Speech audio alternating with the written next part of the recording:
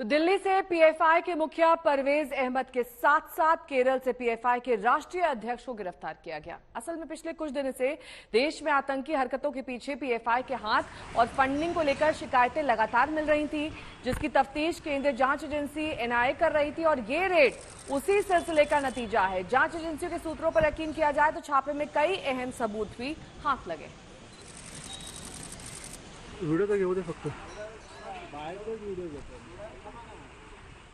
तो उत्तर से लेकर दक्षिण तक पूरे देश में करीब 12 राज्यों में पीएफआई के 20 से ज्यादा ठिकानों पर यह छापेमारी हुई। केरल, तमिलनाडु, यूपी समेत 12 राज्यों में एनआईए और ईडी की टीम ने पीएफआई के नेताओं के घरों पर दबिश डालकर धरपकड़ की और टेरर के मॉड्यूल के खिलाफ अखिल भारतीय अभियान चलाया। पटना से लेकर केरल तक फैले आतंक के अलग अलग मॉड्यूल को पकड़ने के लिए केंद्रीय जांच एजेंसी ने पीएफआई के कई एजेंट्स को गिरफ्तार किया।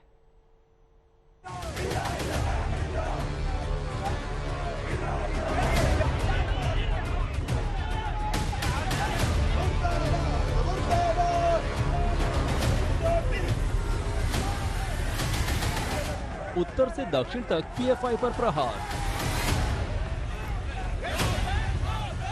पीएफआई के खिलाफ अखिल भारतीय अभियान। एनआईए ने तोड़ा पीएफआई का आतंकी मॉड्यूल। गुरुवार की सुबह होते होते पूरे देश में नेशनल इन्वेस्टिगेशन एजेंसी एनआईए के देशव्यापी छापों की धूम थी। असल में आतंकी मॉड्यूल मामले में नेशनल इन्वेस्टिगेशन एजेंसी ने बिहार के पूर्णिया में मौजूद पॉपुलर फ्रंट ऑफ इंडिया यानी पीएफआई के प्रदेश स्तरीय कार्यालय में दबिश दी गई। सीमांचल के कई अन्य जिलों में भी एनआईए की टीमों द्वारा छापेमारी की खबर सामने आई। बिहार में एनआईए की तीसरी बार रेड पड़ी है। पीएफआई टेरर मामले में केंद्रीय जांच एजेंसी 2 बार पहले भी अलग अलग जिलों में छापेमारी कर चुकी है। पटना के फुलवारी शरीफ में हुआ था आतंकी मॉड्यूल का भंडाफोड़। बीते जुलाई महीने में पटना के फुलवारी शरीफ में स्थित पीएफआई के दफ्तर से आतंकी मॉड्यूल का भंडाफोड़ हुआ था। पटना पुलिस के मुताबिक पीएफआई के दफ्तर में प्रशिक्षण के नाम पर हथियारों की ट्रेनिंग दी जा रही थी। युवाओं को हिंसा भड़काने के लिए उकसाया जा रहा था। पीएम नरेंद्र मोदी के पटना दौरे में भी माहौल बिगाड़ने की साजिश थी।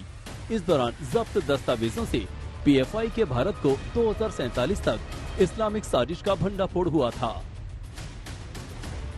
इसके बाद ये केस एनआईए को सौंपा गया, जबकि ईडी भी आतंकी फंडिंग मामले में जांच में जुट गई। ऐसे करता है पीएफआई का खतरनाक मॉड्यूल काम। पीएफआई के प्लान न सिर्फ घातक हैं, बल्कि समाज में नफरत का जहर घोलने वाला है। पीएफआई सोशल सर्विस के नाम पर फंड इकट्ठा करता है, चंदे की रकम से आतंकी मॉड्यूल तैयार करता है। दहशत और नफरत फैलाने के साथ साथ आतंकी जब भी बात चलती है तो हिंदुस्तान में पीएफआई की चर्चा होने लगती है। बिहार से लेकर कर्नाटक तक, राजस्थान से लेकर महाराष्ट्र तक पीएफआई की फैली जड़ों ने सुरक्षा एजेंसियों की भी नींद उड़ा रखी है। पीएफआई का सबसे बड़ा सेंटर तो दक्षिण के राज्य केरल में मौजूद है, जबकि इसके तार पड़ोसी राज्यों खास तौर पर कर्नाटक, आंध्र प्रदेश, तेलंगाना, महाराष्ट्र और तमिलनाडु में काफी गहराई तक फैले हुए हैं। लेकिन उत्तर में पीएफआई का सबसे बड़ा सेंटर बिहार में माना जाता है, जबकि नॉर्थ ईस्ट में पीएफआई का सबसे बड़ा हेडक्वार्टर असम में बताया जा रहा है। खुद पीएफआई का दावा है कि उसकी शाखाएं देश के 23 राज्यों में हैं।